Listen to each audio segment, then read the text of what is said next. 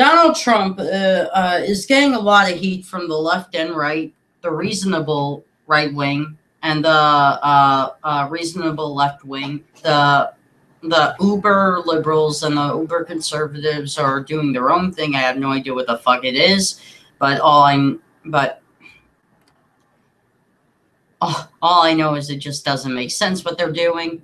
But the uber conservatives are applauding Trump for what he did. The other conservatives are saying what he did was wrong. And the uber conservatives comparing him to Reagan, and you have the regular conservatives that saying he's nothing compared to Reagan. Wrong button. I'll let you decide by what Trump did to see if he's anything like Reagan. Go back to Univision. Go back to Univision. You weren't called. Sit down. Sit down. Sit down. Go ahead. I have the right to ask a question. Get out of my country. Get out. This is not about I'm a U.S. citizen too. Well, whatever. No, Univision. No, it's not about you. Can I come back in? Of course you want.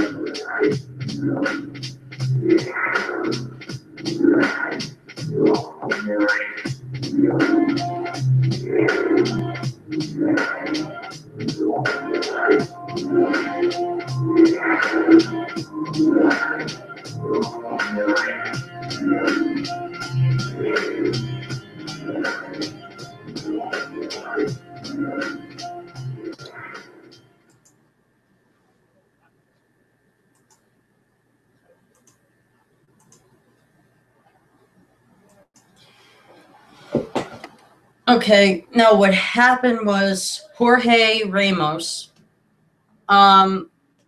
who's been working at Univision for a long time, and he's the most well-respected Spanish-speaking news reporter at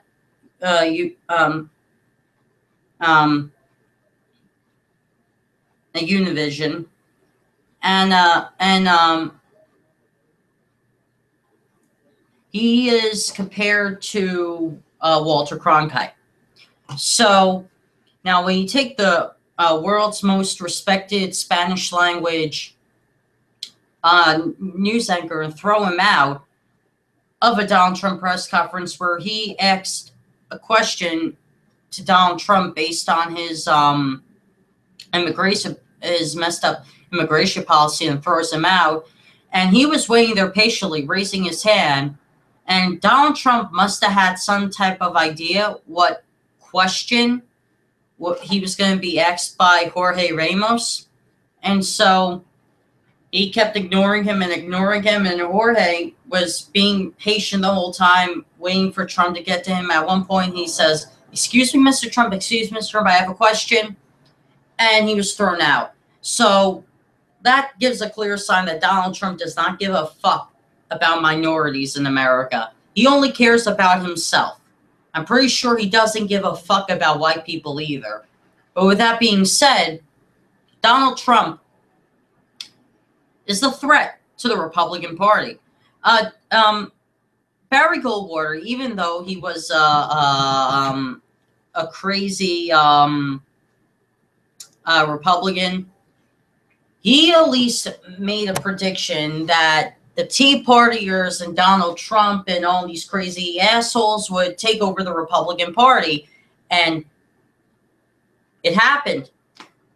They took over the Republican Party, and Barry Goldwater was right. We should have prevented this from happening. We didn't. So Republicans let their own party get fucked up. And it's not the Democrats' fault. People should have listened to Barry Goldwater's warning that he said years ago, and they should have heeded it even to this day. But people brushed it off as a crazy conspiracy theory, which I think is wrong. Now, I'm not a fan of Republicans. I'm not necessarily a fan of any establishment a politician, even in my own party. But the thing, though, about Eisenhower, though, that I like is the fact that Eisenhower was the only good Republican that we ever had in the past century. And the reason why I say that is because he fought for the rights of men and women, black and white, who were in the war, the Korean War, World War II, and World War I. He fought for those rights. That was his never-ending battle to get those rights. And he encouraged Americans to continue that battle even when he was leaving office.